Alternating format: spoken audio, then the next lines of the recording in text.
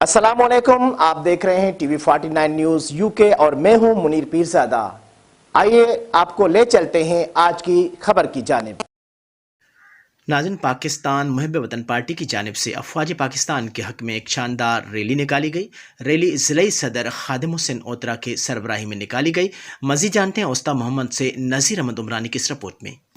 جی بالکل، بتاتا چلوں محب وطن پارٹی کی جانب سے افواج پاکستان کے حق میں ایک شاندار ریلی ضلعی صدر خادم حسین اوترا کی سربراہی میں نکالی گئی۔ ریلی مچھلی پل سے رواں ہوئی، مختلف راستوں سے ہوتی ہوئی یوبیل چوک پر جلسے کی شکل میں اختیار کر گئی۔ وہاں کثیر لوگ موجود تھے۔ ان لوگوں نے افواج پاکستان کے حق میں نعرے بازی کی اور وہاں ریلی میں موجود مرکزی چیئرمین امان اللہ خان اور مرکزی صدر گل محمد، ڈویژن صدر کامل حسین اوترا، ضلع جعفر آباد کے صدر فاروق خان اور بھاگناڑی کے صدر علی بخش، سی بی صدر ہزار خان اور مرکزی انفارمیشن سیکرٹری اللہ بخش اور پاکستان پیپلز پارٹی نیاز احمد عمرانی، میونسپل کارپوریشن عبد الخالق منگول زئی اور مزدور یونین کے صدر محمد پناہ چانڈو نے خطاب کیا۔ جی